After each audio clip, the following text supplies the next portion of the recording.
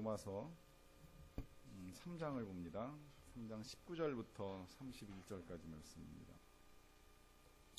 신약성경 242면 로마서 3장 19절부터 31절까지 말씀입니다. 19절부터 31절까지 말씀을 저하고 여러분들이 한 절씩 교독하도록 하겠습니다. 우리가 알거니와 무릇 율법이 말하는 바는 율법 아래에 있는 자들에게 말하는 것이니 이는 모든 입을 막고 온 세상으로 하나님의 심판 아래에 있게 하려 함이라.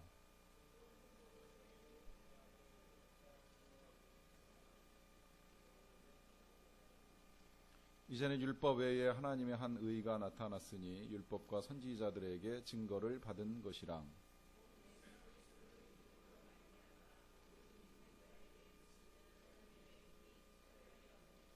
모든 사람이 죄를 범하였음에 하나님의 영광에 이르지 못하더니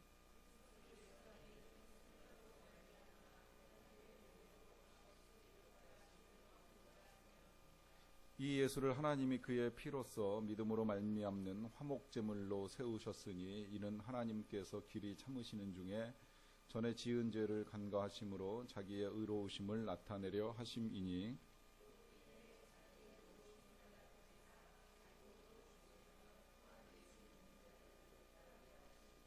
그런즉 자랑할 데가 어디냐 있을 수가 없느니라. 무슨 법으로냐 행위로냐 아니라 오직 믿음의 법으로니라.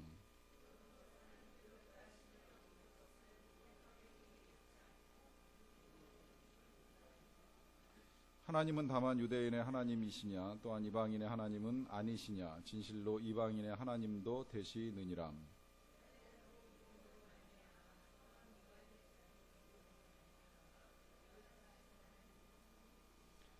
같이 읽겠습니다. 그런즉 우리가 믿음으로 말미암아 율법을 파기하느냐 그럴 수 없느니라. 도리어 율법을 굳게 세우느니라. 아멘.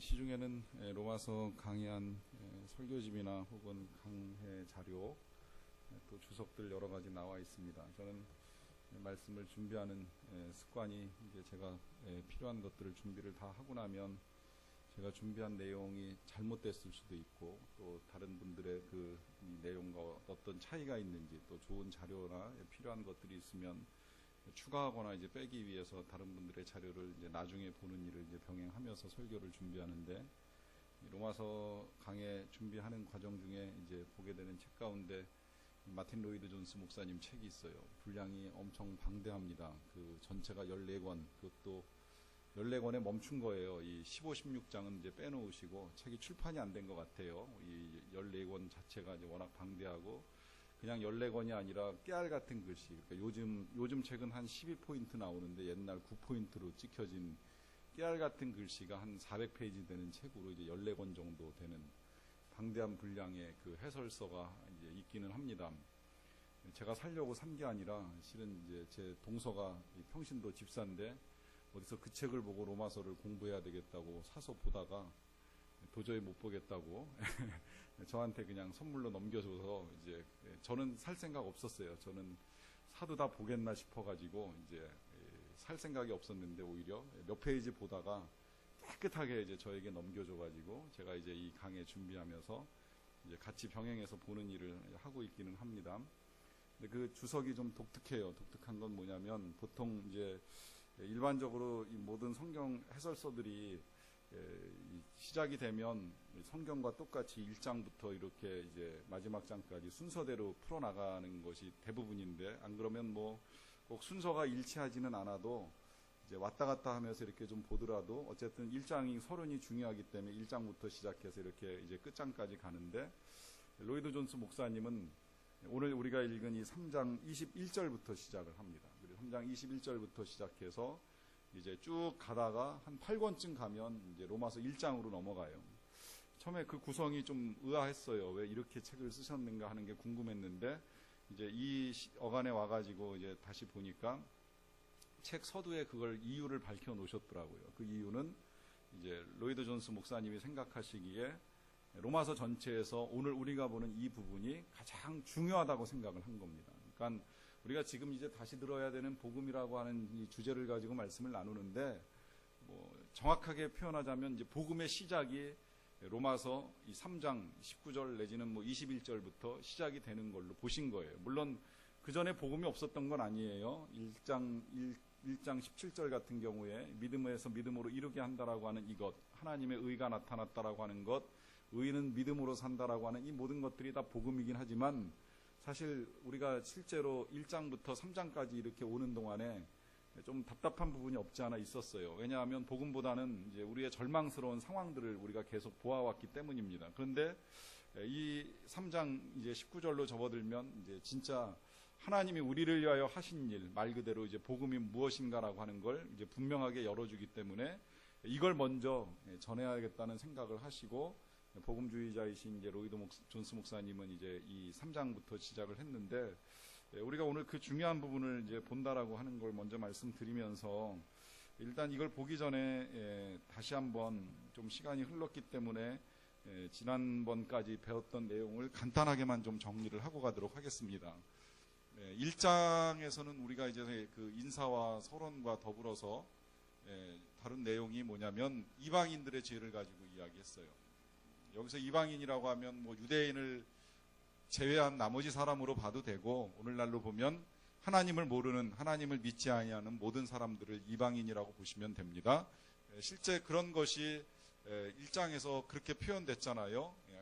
자기들이 하나님을 마음에 두기 싫어함에 그대로 내어버려 두사 그들이 음욕이 불릴 듯 하여서 행한 여러 가지 악한 일들과 수군수군대는 거, 배역하는 거, 부모를 거역하는 거, 온갖 악한 일들이 이방인들에게서 일어난다라고 하는 걸 분명하게 보았습니다.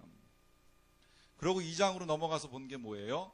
그러면 자, 율법을 알고 있는 너희 유대인들은 다르냐? 아니라고 하는 거죠. 유대인도 똑같다라고 하는 것, 유대인의 죄에 대해서 분명하게 이야기를 합니다. 말씀을 갖고 있기는 하지만 또 율법을 듣기는 하지만 율법대로 살지 못하는 너희들도 결국은 이방인이나 다를 것이 뭐가 있겠느냐. 할례를 받았다고 자부심을 갖고 있긴 하지만 할례 받은 너희들이 이방인과 다를 것이 없다라고 하는 것을 분명하게 이야기합니다. 그리고 이제 3장에 넘어와서 오늘 우리가 보는 그 앞부분 1절부터 18절까지 해서 다시 한번 정리하기를 결국 뭐라고 이야기해요? 모든 사람이 죄인이라고 하는 거죠. 그래서 의인은 없나니 하나도 없다라고 하는 것이 이 로마서 3장 앞부분까지 있었던 이제 내용의 전부예요.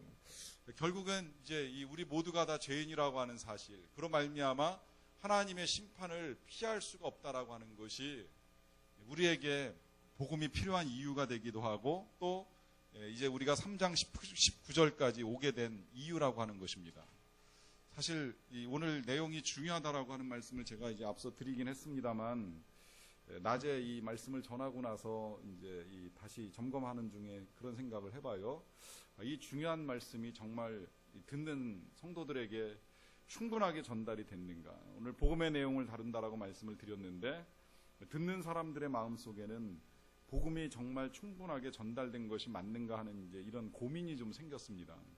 근데 이 복음이라고 하는 것이 그래요. 복음이 되기 위해서는 정말 우리가 얼마나 절망스러운 상황에 있는가라고 하는 것을 분명하게 알아야 되는데 이에 대한 철저한 인식이 없으면 복음이 아무리 복음으로 전달돼도 복음으로 받아들이는 것이 힘듭니다. 무슨 이야기냐면 내가 죽을 지경에 처하지 아니하면 누가 나 도와주겠다라고 말하는 게 고맙게 들리는 것이 아니라 우습게 들릴 수 있기 때문입니다. 그렇잖아요. 내가 지금 아무 문제가 없는데 누가 나 도와주겠다라고 하면 그런 생각 들어요. 지가 뭔데 왜 날 도와준다고 이야기하지. 그런데 만약에 내가 정말 지금 물에 빠져가지고 헤엄을 못 치는데 허우적대면서 죽을 지경에 놓여 있으면 그 누구라도 나를 위하여 투구를 던져두던 줄을 내려주던 와서 수영으로 날 건져내던 누구라도 고맙죠. 왜 고마워요? 죽을 지경 되니까 고마운 거거든요. 죽을 지경 되니까 감사한 거예요. 죽어가는 나를 살려줬으니 생명의 은인이라고 하는 표현을 사용합니다. 이 복음이 같은 원리를 가지고 있어요. 아무리 이제 제가 이 자리에서 유대인의 죄, 이방인의 죄, 그리고 우리 모두가 죄인이라고 하는 말씀을 드려도 이와 같은 인식이 우리 안에서 일어나지 아니하면 심판도 우습게 여겨지고 심판이 우습게 여겨지면 구원, 복음 더더욱 우습게 여겨질 수밖에 없다라고 하는 거예요. 그러니까 거꾸로 이야기하면 사도 바울이 지금 길게 그리고 듣기 싫게 답답하게 1장부터 3장까지 긴 시간 동안 다 죄인이라고, 이방인도 죄인이야, 유대인도 죄인이야, 모두가 죄인이야, 다 죄인일 수밖에 없어라고 하는 이 듣기 싫은 이야기를 반복적으로 하는 이야기가 뭐예요? 복음이 필요하다는 거예요. 그리고 복음이 우리에게 임하였다라고 하는 이 사실을 가르쳐주기 위하여서 이 부분을 길게 이야기합니다. 혹시라도 이걸 아직까지 좀 인식이 어려운 분들이 계실지 몰라서, 정말 나는 문제없이 살아가는데, 난 나름대로 잘 살고 있는데 왜 자꾸 죄인으로 몰아세우는가라고 하는 의문을 가진 분들을 위해서 조금 더 이 부분을 부연 설명을 좀 해드릴게요. 제가 작년에 이제 처음 교회 입당하고 나서 이제 이사를 왔을 때 주일날 아침에 일찍 이제 제가 문을 보통 여는데, 열고 난 다음에 이제 동네에서 한 분이 오셔가지고 이제 건물 전체를 구경하시고 싶다 그래가지고 이제 5층부터 이렇게 1층까지 건물 안내를 이렇게 해드리면서 그 다음에 이제 이야기를 나눌 수 있는 기회가 있었어요. 이 이야기를 여러분들께 드리는 먼저 이유를 좀 말씀드리는 건데, 그분이 잘못됐다라고 하는 것 이전에 여러분들이 혹 어디 가서 이제 저하고 같이 오늘 복음을 나눈 이후에는 이제 그런 생각이 아니었으면 좋겠다라고 말씀을 드리는 겁니다. 그분은 성당 다니시는 분이셨어요. 그러니까 여기 서현동에 있는 요한성당인가 이제 거기 출석하신다 그러시더라고요. 그런데 이제 교회가 지어지는 걸 보고 그냥 궁금해서 이렇게 왔다고 말씀하시면서 이제 그냥 이렇게 구경하시다가 이제 뭐 질문을 제가 드리진 않았는데 그런 말씀을 하시더라고요. 성당에서는 고해성사 하는데 교회에서는 안 하시죠? 그래요. 그래서 우린 안 한다 이제 말씀드렸죠. 우린 직접 하나님께 뭐 죄를 고백하면 되니까 고해성사를 할 필요는 없다고 이제 말씀드렸어요. 그런데 그분이 그런 말씀 하시더라고요. 고해성사 하라고 신부님이 말씀을 하시는데 난 도대체 뭘 고해하고 고해성사를 해야 될지 모르겠다. 아무리 생각해봐도 뭐 잘못한 게 없는데 꼭 그 고해성사를 해야 되는 거냐 하는 이제 이런 식의 말씀을 하시더라고요. 그래서 이제 거기까지 이야기하고 뭐 1층 내려와서 이제 가시길래 뭐 더 이상 대화를 나누지 못하고 이제 헤어지긴 했는데, 말씀을 나누고 나서 돌아서면서 생각을 해보는 거예요. 정말 뭐 굳이 고해성사를 할 필요는 없지만 우리가 하나님 앞에서 고백해야 될 죄가 하나도 없이 살아가는 인생이 과연 있을까라고 하는 생각을 해보는 겁니다. 여러분 어떠세요? 여러분들은 하나님 앞에 섰을 때에 난 정말 이 죄인이라고 하는 이야기를 듣는 것 자체가 기분 나쁠 정도로 나 스스로 의롭다라고 하는 이런 생각을 가지고 살아가시는 것은 아닌지요. 여러분이 의라고 하는 것이 이 사람에 따라서 기준이 조금씩 다를 수는 있는데, 지금 이제 우리 사회는 이 의에 굉장한 혼란을 일으키고 있습니다. 이 의가 상대적으로 지금 이제 이 가치가 설정되다 보니까 내 기준에 의해서 의를 결정하는 거예요. 실은 그것 때문에 지금 이제 정치적으로도 내가 생각하는 이 생각과 일치하면 의롭다고 여기고, 만약에 정치가가 내 생각과 조금 다른 방향의 생각을 가지고 있으면 불의하다라고 생각을 하는 일들이 일어납니다. 그런데 여러분, 이런 대부분이 우리가 가지고 있는 이 의의 기준이 얼마나 상대적인지 좀 한번 생각해 보세요. 제가 자주 예를 들은 것 중에 하나가 이제 그런 경우 있어요. 택시기사가 손님 중에 한 사람이 택시 안에다가 큰 돈을 놓고 내렸어요. 내려가지고 그 돈의 주인을 어렵사리 뭐 연락 취해가지고 찾아서 되돌려 주었다라고 간주를 합시다. 의로운 걸까요? 의롭지 못한 걸까요? 이거 당연히 의롭다고 생각을 합니다. 그런데 각도를 바꿔서 생각을 해본 거예요. 그 차에 실려 있었던 돈이 택시기사 거예요? 아니에요? 택시기사 거 아니잖아요. 택시기사 거가 아니니까 되돌려 주는 게 옳은 거예요? 당연한 거예요? 물어보면 실은 당연한 거죠.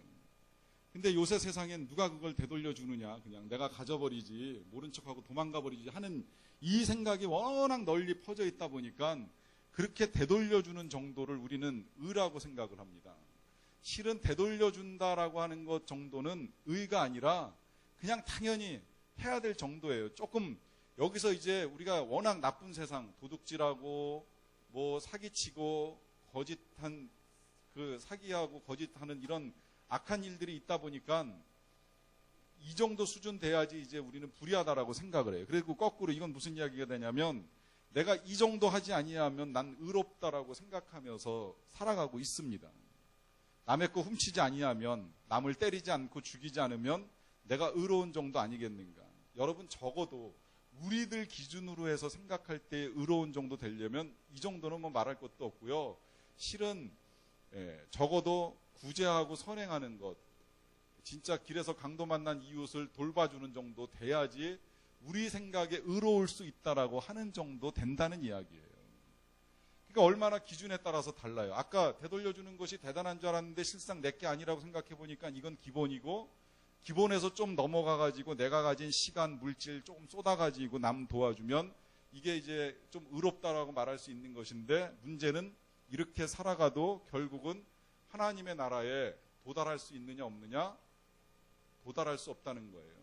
이 점에 있어서 모울이라고 하는 그 천주교 주교가 아주 정확하게 표현을 잘 해줬는데, 창녀나 도둑이나 강도나 당신과 다를 것이라고 생각할지 모르겠지만, 그러나 별을 손으로 잡을 수 없다라고 하는 점은 다 똑같다는 겁니다. 이게 무슨 이야기예요?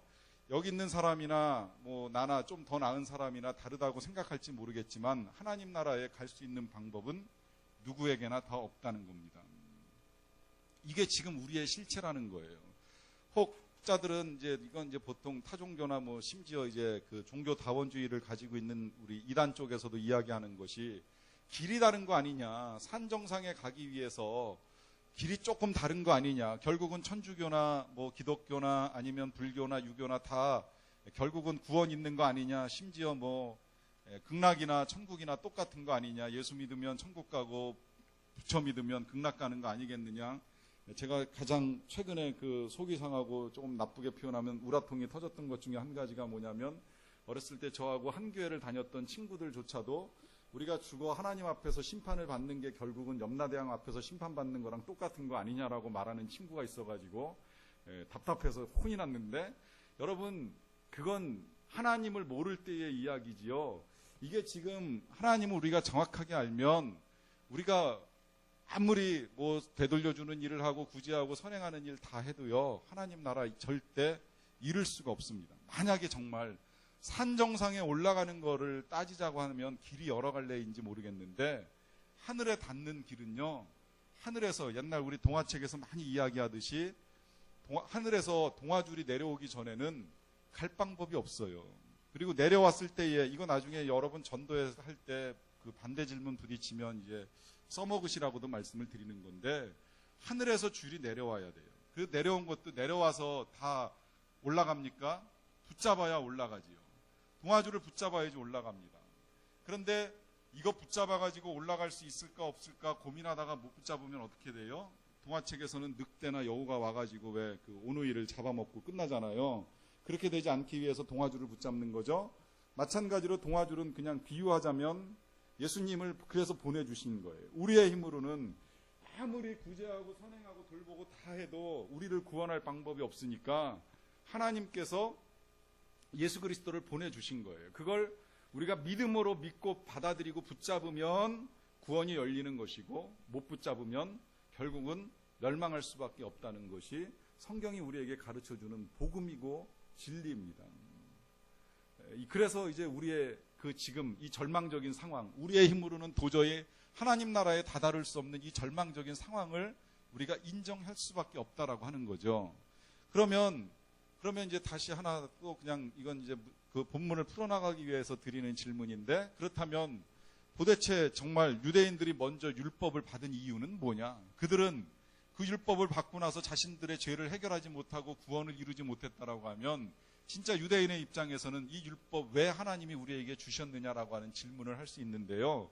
그 율법의 기능, 이것도 중요하니까 뭐 아셔도 나쁘진 않을 것 같아요. 율법의 기능이 있습니다. 첫 번째 기능은 하나님의 의를 우리에게 알려주는 거예요. 여기서 말하는 하나님의 의라고 하는 건 하나님이 원하시는 수준, 하나님이 원하시는 거룩함이 무엇인가 그 기준을 말씀해 주시는 거예요. 그러니까 율법 그냥 간단하게 요약해서 십계명으로 말씀드리자라고 하면, 하나님이 지금 우리에게 원하시는 의의 수준은 그저 남의 거 안 훔치고 남 안 때리고 하는 이 수준이 아니라 오직 하나님만 섬기는 거예요. 절대 우상 만들면 안 돼요. 다른 신 섬기는 것도 허락이 안 되고, 안식일은 철저하게 지켜야 되고, 뭐 물론 이제 그 이면에 담긴 의미들을 우리가 나누긴 했습니다만, 하나님이 원하시는 수준은 그 수준이라는 거예요. 그냥 살인하지 말라가 사람 죽이지 않는 정도가 아니라, 나중에 예수님이 재해석해 주셨잖아요. 미워해서 안 되는 것. 간음하지 말라라고 하는 것이 그냥 그 수준이 아니라 음욕을 품어서는 안 된다는 것. 도둑질하려 하지 말라라고 하는 게 그냥 안 훔쳐서 끝나는 것이 아니라 훔친 것도 되돌려줘야 되고 조금이라도 욕심내면 안 되는 것까지 이제 분명하게 가르쳐 주셨어요.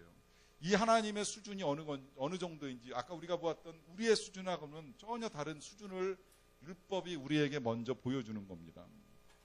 그 다음에 두 번째로 그러면 율법이 가지고 있는 기능은 뭐냐? 이 수준에 비추어 볼 때 우리의 죄가 얼마나 큰가를 보여주는 거예요. 그러니까 그 죄 때문에 율법으로 구원을 받을 수 있다 없다? 받을 수 없다는 거죠. 그럼 뭐가 필요하다? 은혜가 필요하고 복음이 필요하고 그 은혜와 복음이 뭐냐? 이제 그게 이제 조금 이따 배우게 될 내용입니다. 여기까지가 율법의 이제 두 가지 기능에 하나를 더 해가지고 율법의 제3기능, 제3사용이라고 많은 이제 신학적으로 용어를 많이 하는데 그게 뭐냐면 이제 구원 이후의 삶을 가르쳐 주는 거예요. 그러니까 율법을 지켜서 구원을 받는 게 아니라 구원을 받고 난 다음에 그러니까 우리가 하나님의 은혜를 믿음으로 말미암아 구원을 받고 난 다음에 어떻게 살아야 되느냐 그 삶의 수준을 끌어올리도록 이제 힘들지만 이렇게 살아가는 게 쉬운 일은 아니지만 이렇게 살아보도록 하나님이 기준을 주시는 거죠. 그래서 율법 때문에 구원을 받는 것이 아니라 구원받은 다음에 율법을 지키는 거예요. 그래서 우리 십계명 제일 처음에 배울 때 그랬잖아요. 이 십계명 처음에 열면 계명을 지켜라 시작하는 것이 아니라 나는 너희를 애굽 땅 종되었던 집에서 이끌어낸 너의 하나님 여호와로라 하면서 구원을 먼저 선포해 주시는 거예요. 그러니 이제 이렇게 살아가라 말씀하시는 거죠. 오늘 우리 시대에도 역시 마찬가지예요. 우리가 이 예수님을 믿지 아니하는 상태에서 율법을 지키는 거, 말씀을 지키는 거 다 소용없어요. 아무 의미 없어요. 그게 우리의 구원을 이루는 게 아니라는 거예요. 이미 구원은 하나님이 우리에게 은혜로 주셨고 그 이후에 우리가 어떻게 살아가야 하느냐라고 하는 질문 앞에 율법이 놓여 있다는 거죠. 그래서 다 지킬 수는 없지만 이제 그 율법을 지키기 위해서 노력하는 삶, 너무 은혜가 감사해서 이렇게 살아서 안 되겠다, 과거처럼 살아서는 도저히 안 되겠다라고 절망하면서 새롭게 이제 살아보려고 노력하도록 주시는 삶이 율법이라고 하는 겁니다. 네, 본문을 보면서 좀 이제 더 정리를 다시 해보겠습니다. 말씀드린 그 내용 그대로인데요. 이 율법이라고 하는 것은 온 세상이 하나님의 심판 아래 있다는 걸 알려줍니다. 로마서 3장 19절을 보시면 우리가 알거니와 무릇 율법이 말하는 바는 결국 율법 아래에 있는 자들에게, 그러니까 율법 아래에 있는 자들이라고 하는 건 율법을 아는 자들에게 말하는 것인데 무슨 말을 하느냐? 모든 입을 막고 온 세상으로 하나님의 심판 아래에 있게 하려 함이라 그래요. 온 세상이 하나님의 심판 아래에 있다는 걸 알려주기 위해서 율법이 허락된 것인데 그걸 알려줄 때에 어떻게 하시냐면 지금 거기 본문 보시면 모든 입을 막으라 그래요. 모든 입을 막으신다 그래요. 이 모든 입을 막는다는 의미가 뭐예요? 나는 의롭다라고 하는 말을 절대 할 수 없다는 거죠. 율법의 기준에 비추어 볼 때 감히 그렇게 말할 수 있는 사람이 하나도 없다라고 하는 것입니다. 몰라요. 사람들끼리는 네가 잘났네 내가 잘났네 따질 수 있을지 모르겠지만 적어도 하나님 앞에서는 내가 나의 의를 자랑할 수 있는 입을 열 수 있는 사람은 한 사람도 없다는 거예요. 이걸 이렇게도 표현을 합니다. 로이드 존스 목사님의 표현인데요. 할 말이 있다면 아직 그는 그리스도인이 아니다. 자신의 의에 대해서 하나님 앞에 아직도 할 말이 남아있다면 그는 아직 그리스도인이 아니라고 말씀하십니다. 왜? 하나님 앞에서 우리가 할 말이 없다는 거예요. 우리가 의로움을 말할 수 있는 사람은 한 사람도 없다는 겁니다. 그 다음에 이제 두 번째로 율법의 기능, 이제 여기 지금 말씀드린 거 하나가 또 있죠. 죄를 깨닫게 하는 기능이라고 로마서 3장 20절이 말합니다. 그러므로 율법의 행위로 그의 앞에 의롭다 하심을 얻을 육체가 없나니 율법으로는 죄를 깨달음이라. 모든 사람들에게 하시는 말씀, 결국 의롭다 하심을 얻을 육체가 없다라고 하는 이 말은 모든 사람들이 다 죄인이라는 걸 다시 한번 이야기하죠. 자, 그러면 굉장히 절망스러운 상황입니다. 근데 이 절망스러운 상황이 이제 전환을 이루게 됩니다. 로마서 3장 21절에서 이제 놀라운 전환을 이루게 되는데 3장 21절은 이렇게 시작이 돼요. 이제는 그래요. 원래 이 이제는이라고 하는 번역 앞에 우리말만 빠졌는데 헬라어 원문도 그렇고 히브리어 영어 성경에서도 그렇고요. 거기 원래 이 접속사 그러나라고 하는 단어가 붙어 있습니다. 율법으로는 죄를 깨달음이라. 여기까지 오는 동안 우리는 절망할 수밖에 없었지만 그러나 이제는 그러면서 전환을 이루는 거예요. 이 전환이 논리적으로도 전환이 돼요. 지금까지는 우리의 부정적인 면들만 보았지만 이제는 하나님이 주시는 새로운 국면에 접어드는 거고요.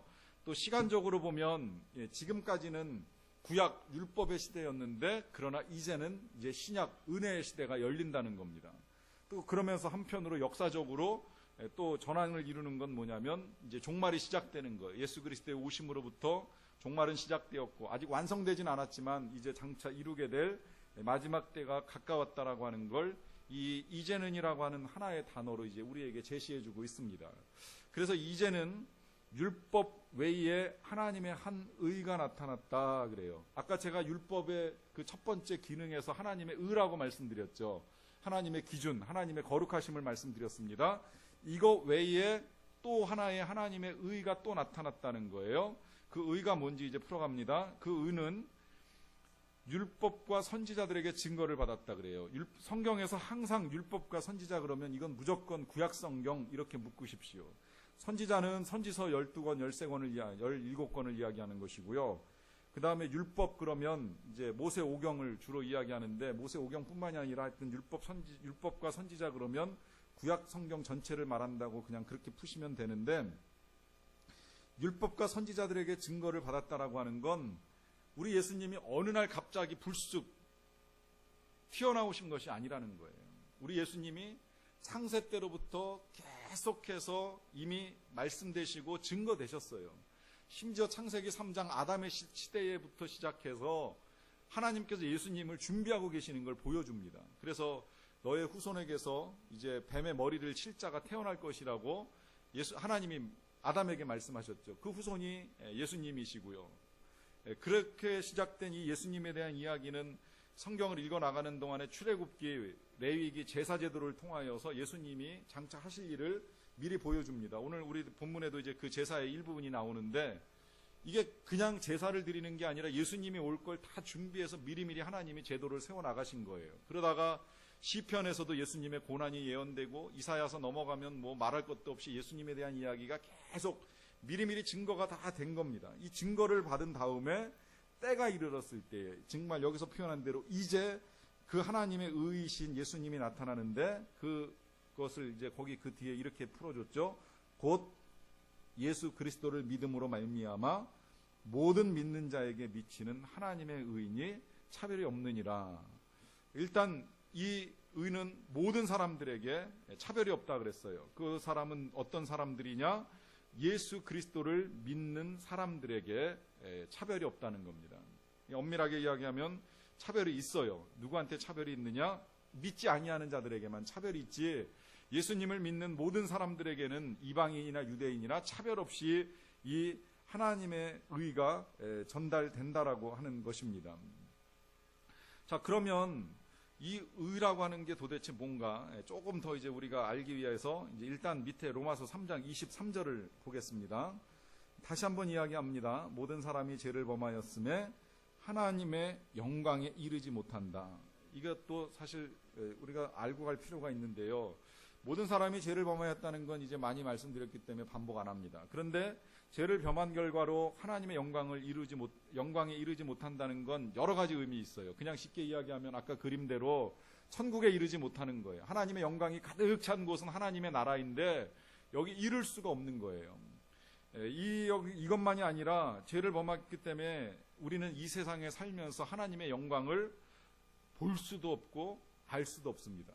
근데 거꾸로 죄를 회개하고 하나님께 죄인됨을 고백하면 그때부터 이제 조금씩 하나님의 영광이 보이기도 하고 하나님의 영광을 깨닫기도 하고 거기서 조금 더 나아가면 하나님의 영광에 대한 목마름도 생기고 그 다음에 그 영광 가운데 들어갈 때에는 감사와 감격이 이 세상에 살아가는 동안에도 임하게 되고 그러면서 영광에 대한 사모함이 점점 더 커져요. 죄인일 때에는 그 영광에 이르지를 못한다는 거예요. 이 죄인이라고 하는 사실을 깨닫지 못하고 죄인의 상태에 머물러 있으면 그 영광을 알 수 없다는 겁니다. 또한 이 하나님의 영광에 이른다라고 하는 건 하나님과 깊은 교제와 관계 속에 들어간다는 거예요. 바꿔 말씀드리면 우리가 그와 같이 하나님과 교제하지 못하고 하나님과 깊은 관계를 누리지 못하는 건 우리가 죄를 범한 상태, 죄인의 상태에 머물러 있기 때문이라는 겁니다. 여기서 이제 벗어나게 되면 하나님의 영광을 보는 그 하나님과의 교제 속에 들어갈 수 있다는 거예요. 그래서 우리가 여기서 이것도 아셔야 되는데요. 간혹 우리가 그런 기도를 드릴 때가 있습니다. 뭐 사업이 잘 돼가지고 하나님께 영광을 돌리게 해주십시오. 수험생을 두고 있으면 이제 그런 기도의 유혹에 빠져요. 우리 자녀가 좋은 학교에 가가지고 하나님께 영광을 돌리게 해주십시오라고 하는 기도를 드리고 싶은 욕심에 빠집니다. 자녀가 물론 좋은 학교를 가는 것 하나님께 영광이 될까요? 안 될까요? 될 수도 있고 안 될 수도 있어요. 좋은 학교를 갔는데 그때로부터 시작해서 뭐 계속 수능 끝남과 동시에 이 술독에 빠져 살기 시작하면 영광이 되기는커녕 오히려 하나님의 근심이 되는 일들도 저는 많이 봤어요.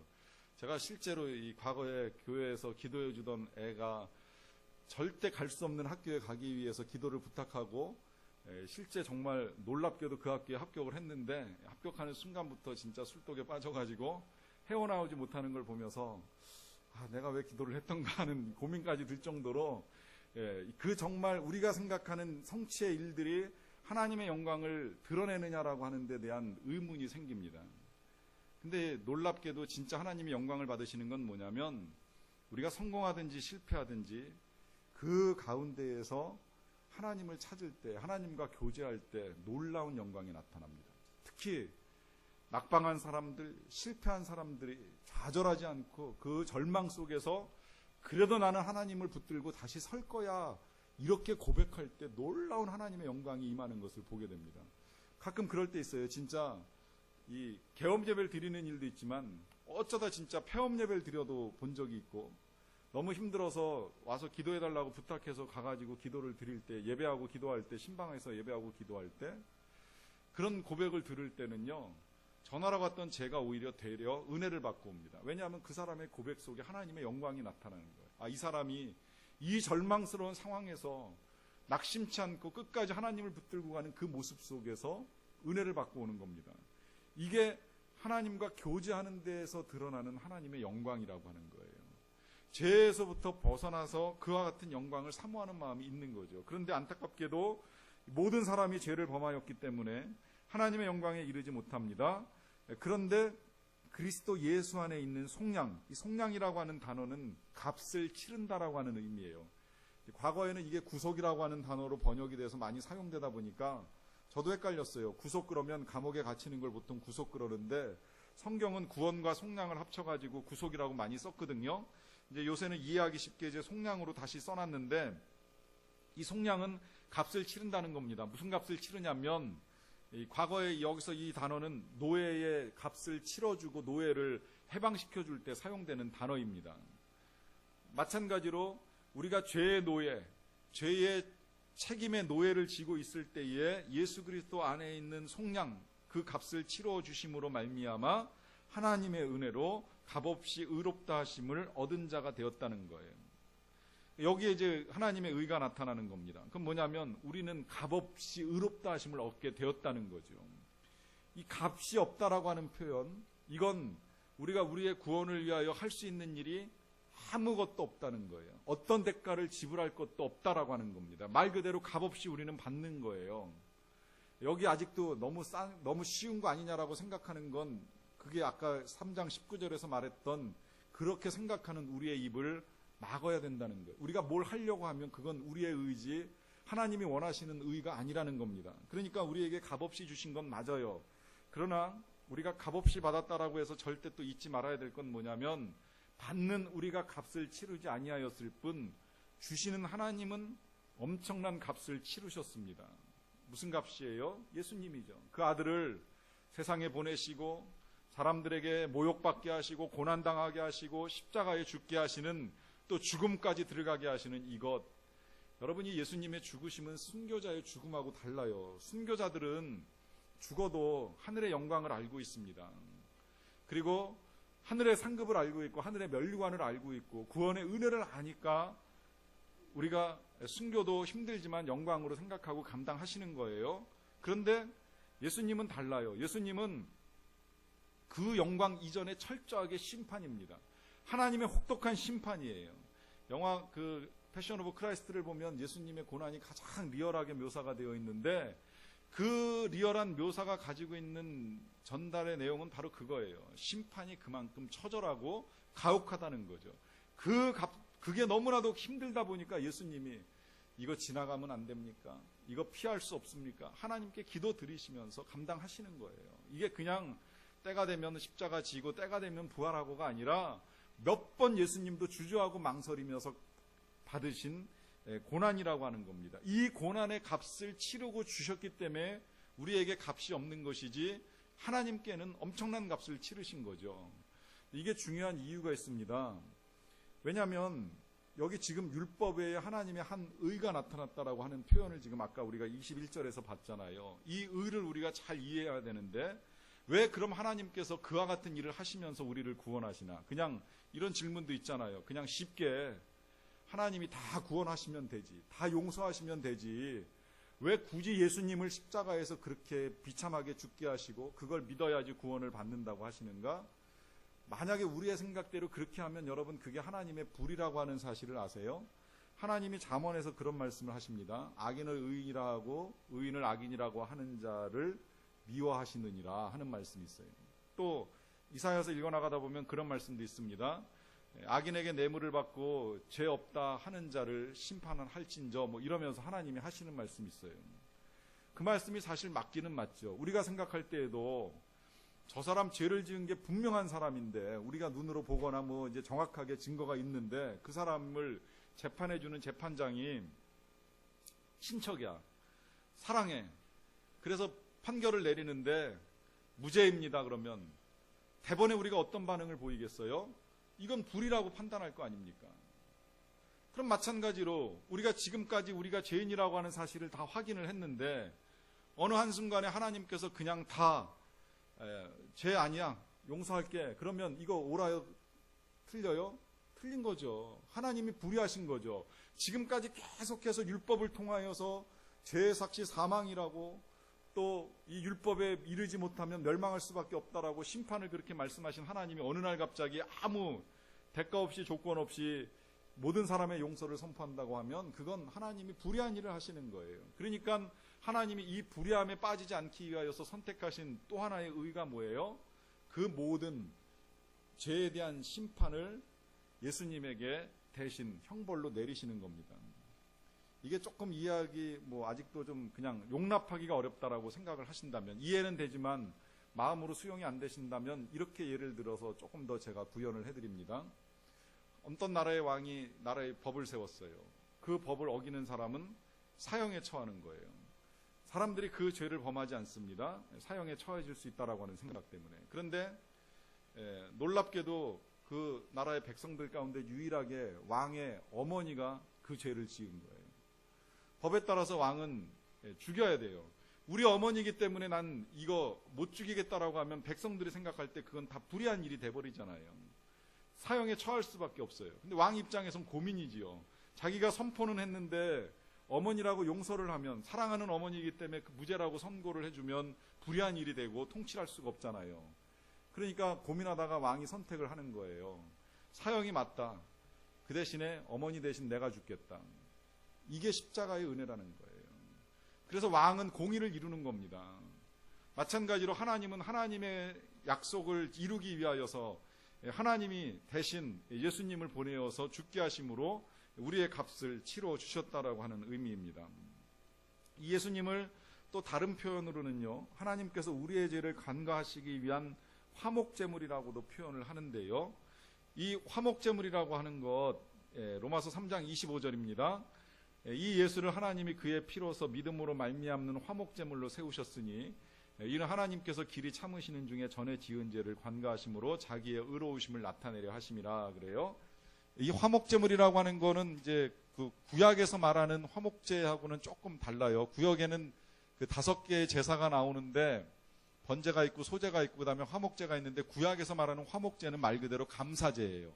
기뻐서 드리는 제사이기 때문에 모든 사람들이 다 같이 먹을 수 있는 제사인데요. 여기서 말하는 이 화목제는 그런 제사가 아니라 속죄제입니다. 이 속죄제라고 하는 거는 내가 죄를 범하였을 때 하나님이 화가 나시니까 그 화를 풀어드리기 위해서 드리는 제사가 화목제라고 하는 겁니다. 이 화목제는 이 선택적으로 드려요. 드리고 싶은 사람이 드리는 거예요. 나 오늘 정말 기분 좋은 일이 있어가지고서 많은 사람들하고 함께 먹었으면 좋겠다, 이런 생각을 가지고 제사를 드릴 수도 있고 안 드려도 그만이에요. 그런데 속죄제는 반드시 드려야 되는 제사입니다. 여기 예외가 없어요. 이 기준은 양으로 드리는데요, 양이 기준이고 만약에 죄가 크다, 대통령이나 뭐 왕 내지는 제사장 아니면 백성 전체가 죄를 지으면 큰 소를 잡습니다. 이제 소를 잡을 수 없는 상황이면 양보다 조금 큰 염소를 잡아요. 그리고 나는 너무너무 가난해가지고 집안에 전 재산이 양밖에 없어가지고 양 한 마리 잡으면 너무 먹을 게 없어라고 하는 사람 같으면 뭘로 드리냐면 산비둘기 2마리로, 처음에는 집비둘기고요. 집비둘기 2마리도 없으면 산비둘기 2마리 가지고 이제 드립니다. 잡아서라도 속죄를 해야 된다는 거예요. 그만큼 죄는 심각한 거고 해결해야 된다는 겁니다. 이것도 없으면 나중에 어떻게 하냐면 뭐 가루 2움큼이라고 성경에 표현되어 있는데 밀가루 요만큼이라도 갖고 와서 제사 드리면서 죄의 용서를 받아야 된다는 거예요. 이거 아니면 죄를 해결할 수가 없습니다. 반드시 피를 흘려야 되고 피의 희생을 통하여서 우리의 생명 대신에 다른 생명이 세상을 떠났다라고 하는 사실을 인정하면서 우리의 죄가 용서가 되는 겁니다. 그런데 지금 로마서 3장 25절은 뭐라고 이야기를 해요? 이 예수를 하나님이 그의 피로서 믿음으로 말미암는 화목제물로 세우셨다는 거예요. 우리의 모든 죄를 용서하시기 위하여. 그래서 이는 하나님께서 길이 참으시는 중에 전에 지은 죄를 간과하신다, 지나치신다는 거죠. 용서하신다는 겁니다. 그래서 자기의 의로우심을 나타내신다. 결국 어린 양 대신 이 예수 그리스도의 피로 말미암아 우리가 의롭다함을 입었다라고 하는 거죠. 그래서 혹자는 이 한문 이 오를 의자가 이제 사용될 때 이 양 대신 예수 그리스도의 보혈로 우리를 덮어 주실 때에, 그 어린 양을 의지할 때에 우리가 의롭게 되는다 하는 의미로 이 글자를 사용을 합니다. 그래서 이 오를 의자가 만들어졌다고 이야기를 하는데 틀리진 않아요. 그 한문 중에 이제 성경과 관련해서 만들어진 글자들이 이제 몇 가지가 있다라고 하는 그 연구가 있는데, 그 연구 가운데 한 가지가 이 의라고 하는 단어가 그래요. 양 밑에 사람, 예수님 밑에 보호받는 이제 우리의 삶을 이렇게 지금 표현한 단어로 이제 보는 겁니다. 그래서 예수님이 화목제물이 되시는 거고요. 그렇다면 이제 우리가 어떻게 해야 되느냐 봅니다. 로마서 3장 26절, 곧 이때에 자기의 의로우심을 나타내사 자기도 의로우시며 또한 예수 믿는 자를 의롭다 하려 하심이라. 자, 이제 하나님이 길을 여셨어요. 어떤 길을 여셨냐면 예수님을 믿는 자를 의롭다 하셨다는 거예요. 이게 하나님의 의로우심도 되고 예수 믿는 우리들 의롭게 여겨주신 것이 되는 것이죠. 그 다음에 로마서 3장 27절 28절 보십니다. 그런즉 자랑할 때가 어디 있느냐, 있을 수가 없다. 무슨 법 잘 지켰다고, 무슨 대단한 행위를 했다고 아니라 오직 믿음뿐이라, 믿음의 법뿐이라 그러는 거죠. 그러므로 사람이 의롭다 하심을 얻는 것은 율법의 행위에 있지 않고 뭘로 된다? 믿음으로 되는 줄을 우리가 인정하노라. 결국 우리는 우리의 의로움을 자랑할 수 있어요, 없어요? 없다는 거예요.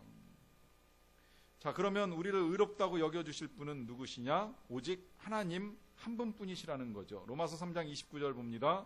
하나님은 다만 유대인의 하나님이시냐, 또한 이방인의 하나님은 아니시냐, 진실로 이방인의 하나님도 되시느니라.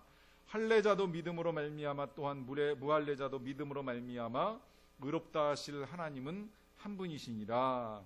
결국 여기서 보면 하나님이 의롭다 여겨주시는데 뭐 때문에 우리를 의롭다 여겨주세요? 믿음으로 말미암아 우리를 의롭다 여겨주신다는 거예요. 그러면 우리의 믿음은 자랑거리가 되느냐? 그것 또한 아니라는 겁니다. 오해해서 아니 될 건 뭐냐면 우리가 믿음으로 되는 줄은 알지만 내 믿음 때문에 의로워지는 것 또한 아니라는 거예요. 생각해보면 결국 믿음도 하나님의 선물입니다. 여러분, 이거 믿어지지 않으면 믿을 수 없는데 그 믿어지게 되는 것도 하나님이 믿게 해주시니까 믿는 거죠. 내 힘으로 믿는 것도 쉬운 일은 아니라는 거예요. 실제로 교회를 오래 다녀도 아직도 안 믿어집니다라고 하는 고백을 종종 들을 때가 있는데, 그렇게 보면 이 십자가의 사건이 믿어지는 거, 부활이 믿어지는 거, 이 모든 것도 다 하나님이 주신 은혜이기 때문에 내 믿음 자랑하고 입 열어 잘난 척 할 수 있는 게 아무것도 없다라고 하는 것입니다. 자, 마지막 3장 31절을 봅니다. 그런즉 우리가 믿음으로 말미암아 율법을 파기하느냐? 그럴 수 없느니라. 도리어 율법을 굳게 세우느니라. 그래요. 이게 무슨 말이냐? 그러면 지금 이렇게 이제 율법 필요 없이 예수 그리스도로 말미암아 우리가 믿음으로 구원을 얻는다면 율법은 불필요한 거 아니냐 질문하는데, 여기서 다시 한번 가르쳐 주는 건 뭐예요? 그건 아니죠. 율법을 파기할 수 없다. 도리어 율법을 세워야 된다. 왜? 이유가 있습니다. 그것은 우리 예수님께서 율법을 온전하게 하기 위해서 오셨다는 거예요. 그러면 예수님이 율법을 어떻게 온전하게 하기 위해서 오셨느냐? 몇 가지 증거들이 있는데요. 예수님 오시기 전에는 율법만 있었죠.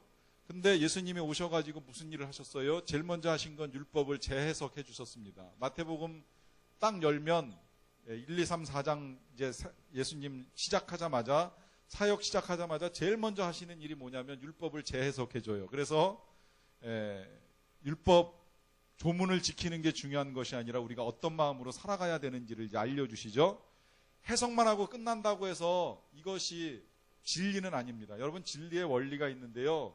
진리는 우리가 아는 것도 중요하지만 그 아는 내용을 가지고 동의를 해야 돼요. 그냥 내가 그거 다 성경에 있는 거 알아 수준이 아니라 성경에 있는 내용을 믿는 동의가 필요합니다. 근데 동의만 가지고 끝나는 것이 아니라 동의했으면 그 다음에 신뢰하는 거예요.